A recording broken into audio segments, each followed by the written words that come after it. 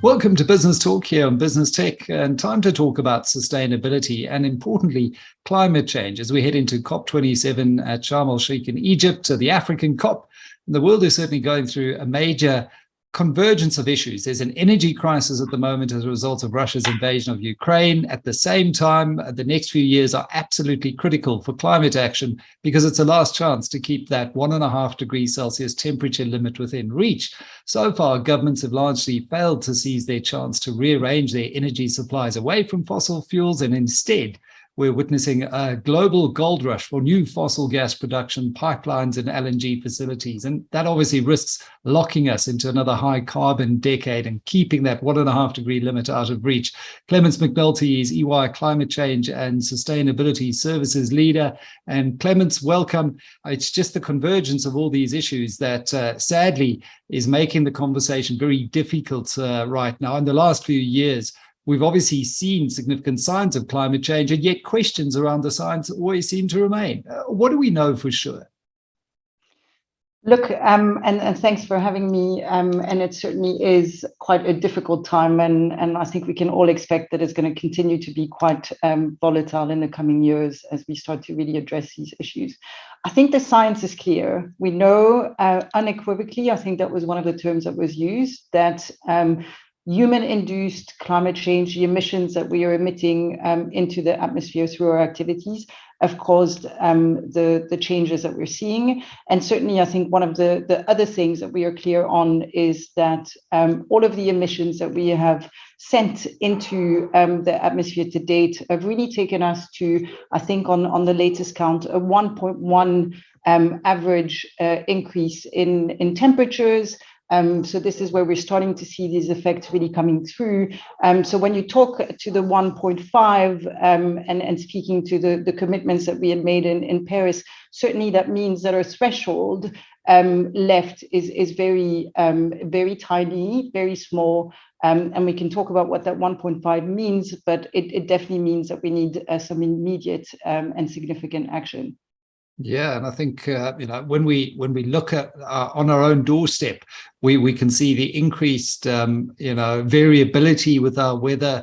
The recent flooding in KZN. I was chatting to a couple of academics at the University of KwaZulu-Natal, and they look back in the sedimentary seabed, back in the geological lens of time, to when we did have a more warm world, and those kinds of hurricane type events that caused flooding and damage to infrastructure were far more regular back then.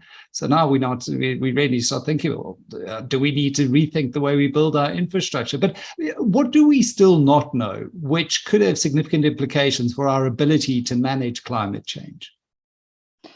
So I think the biggest things that we don't know, and I think one important thing to really note is that over, let's say, the last 30 years of really having this significant process, significant research into climate change, into the science, we certainly know a lot more, and we are certainly a lot more confident in terms of what we are seeing and the way these effects are coming through. But there's probably two big things that we don't know completely clearly, but that shouldn't prevent us from action. Actually, on the opposite, it should drive us to more action.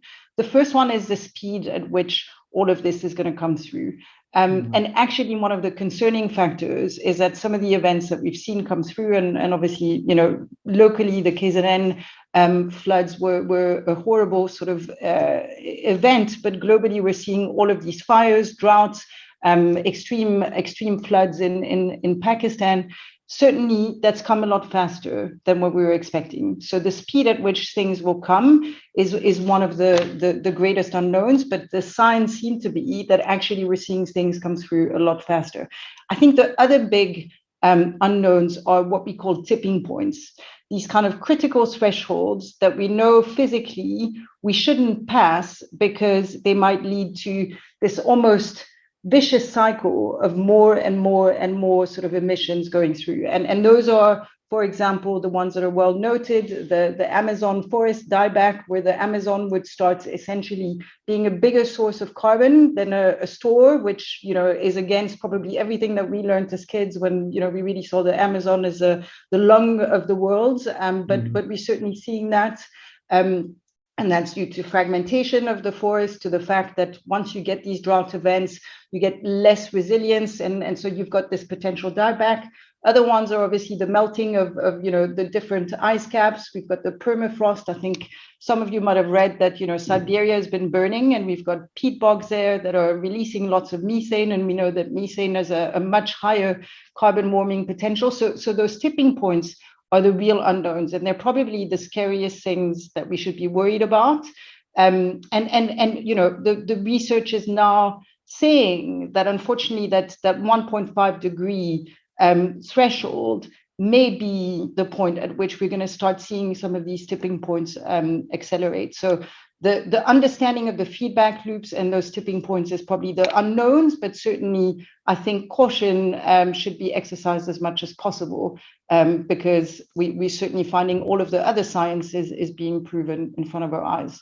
Yeah, best to err on the side of caution, given the catastrophic events that may unfold if we reach those tipping points and we see those feedback loops starting to feed off of themselves. In that context, what should we be doing? Because what seems to be, from my vantage point, when I chat to business, when we look at all of this evidence, which seems overwhelming and compelling, we still as a species seem to really struggle with this global commons. And in the developing world, we're still saying, well, we should be able to burn oil and coal and gas, and look what they're doing over in Europe because of the energy crisis.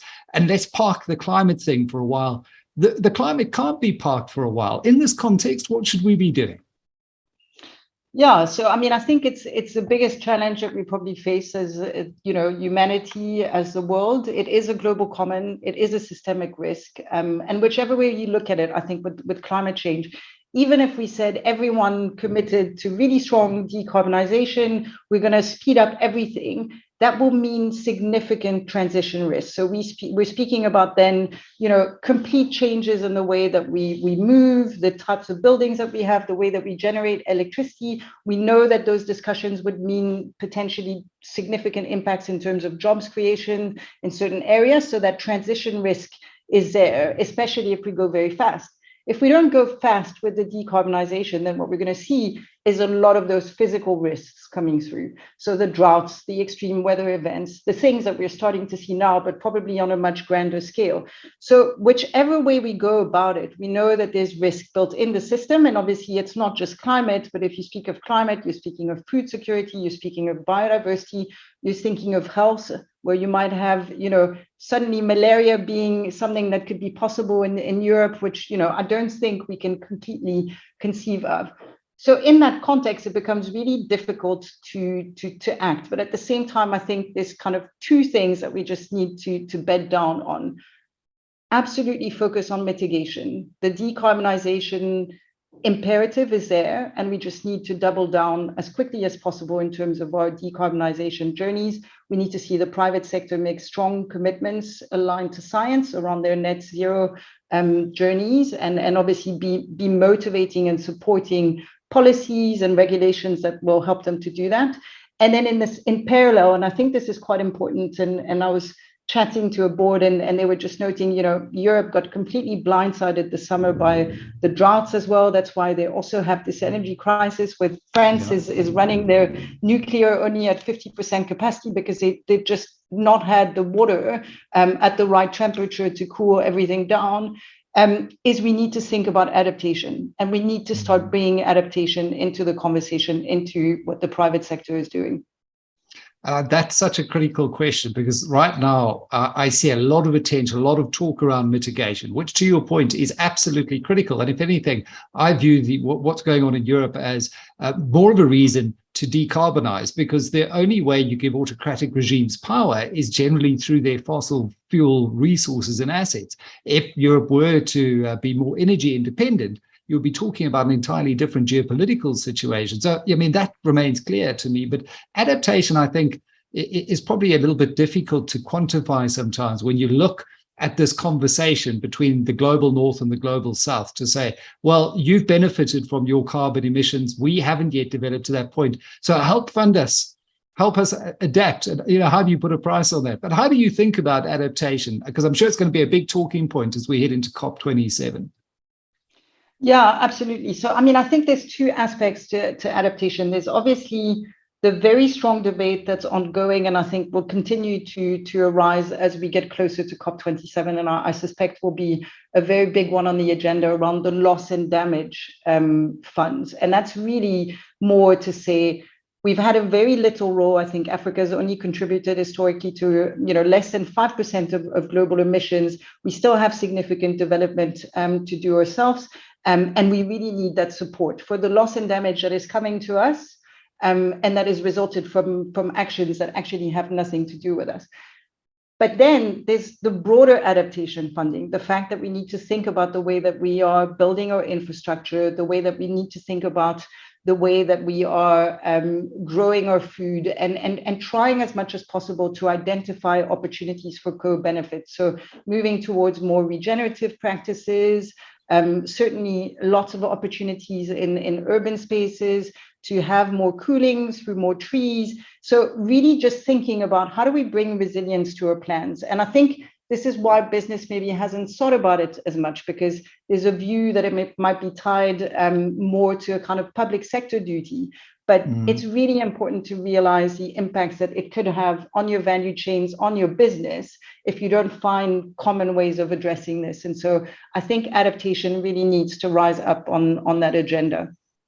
I think one theme to have come through so far in chatting to you, Clémence, is that it's complicated, as most things are. But I think climate, more than so many other issues, because of the global commons that we've mentioned, because of this difference between the global north and the global south, and even within business and that community saying, well, it's not really our job, it's government's job, or it's someone else. So navigating the science and obviously the political and policy landscape is difficult. What should the private sector be doing given that? Yeah, look, I mean, complexity, I think, is just unfortunately something that is here to stay. And I think, we've got much more integrated systems, and we know that, there's lots of stakeholder demands that are rising, lots of expectations, lots of changes. But one of the big things that we know is also that what we've done in the past has taken us to this place, and is probably not going to be the right solution for the future. And so certainly business to be very proactively thinking about the types of stakeholders that they have, the expectations, and the kind of value that they can bring to society is going to be particularly important. If you look at climate finance in Africa, there was a recent report that only about 14% of the finance that's come through to address climate, whether it's mitigation or adaptation, has come from the private sector. So there's still a huge way to go in terms of the investment that we can make. And we know that there is absolutely a value case to this. There's a value case to creating new jobs, to bringing in new energy. And certainly, I think a lot of people have said, oh, look at what's happened in Europe. It's a sign that we need to kind of double down on fossil fuels and things. But if you look at what's actually happening in Europe, you've got a very short-term view of trying to bring in as much gas and other supplies as possible. But all of the long-term processes and the kind of medium-term processes to continue to invest significantly in renewables, to change to other sources of energy, is accelerating at the same time. So, I think we shouldn't lose sight of the fact that this is really happening, and there are opportunities here as well. Yeah, decouple that short-term emergency sort of response to the long-term strategic imperative here. You look at the cost of this, though, and as you say, only 14% roughly come from the private sector. I was looking at the National Business Initiative study into what this potentially could cost to decarbonize and hit net zero, something like 4 trillion rands worth of investment. It's huge. Can we really afford it? I think we can. And I think the biggest point is that if we don't make those investments, then the cost of not doing those investments will just be way more significant. I think the other thing that everyone is seeing is just this absolute decrease in terms of the cost of renewable energy, in terms of the cost of batteries. And we really need to be factoring that the more we invest in these areas, the more we invest in these solutions, the costs are going to come down. And we're seeing that happen at a very, very fast scale. And so I think to say the costs are just too significant is really not the right solution, because actually if you start to factor in the cost of inaction, then the business case is certainly there in a lot of areas. And you start to say, well, can we afford not to in many respects? Now, Ofri, in the African context, I guess it is particularly challenging because we've got to balance the needs to deliver significant socioeconomic development with the environmental impacts. And I think it's most acutely felt in the coal transition through the just energy transition. What do you see as the priorities here? Yeah, look, I mean, I think that discussion and there's so much discussion around, what's our role and this kind of common but differentiated responsibility has been one of the kind of anchoring principles of the global and international regulations. The reality is that, and again, this cost of inaction, I think you've hit it on the head, is if we don't move forward, then we risk being penalized very, very soon. So we're seeing these carbon border tax adjustments coming through in terms of Europe. We're seeing that there's going to be all of this shift in capital reallocation to these sustainable investments. We're seeing taxonomies, we're seeing regulation around the financial sector. And so all of that means that if we don't stay ahead of it, whilst obviously thinking about, yes, absolutely, we need a just transition, we need a plan for reskilling, we need a plan for how we'll bring universal access to energy in the whole of Africa, because at the moment we're still way off. But we need to really just highlight that needs to have a green flavor. And I think, there's always a lot of discussion, but if you look at where it's taken us up to now, I mean, there's a lot of literature around the resource curse, the fact that, all of our great resources in Africa haven't actually led to the impact that it should have in terms of development. So I think it's time for a total kind of rethink in terms of what can be done. And just on the energy question, I was listening to Andre de Ruyter at a conference just the other day say, even if you were in favor of exploiting coal and gas resources, they're not going to solve the immediate energy challenge for South Africa right now, because renewables are in terms of cost and time, the best solution. They can come on stream in under 2 years and are on parity almost with those sources of fuel. So just from that perspective, it's a bit of a no-brainer. So Clémence, it's been a great pleasure to take a tour through climate change and the science and the emerging consensus, which I think is pretty settled now, and how business needs to think about its role in the future that we're all trying to build. Take care.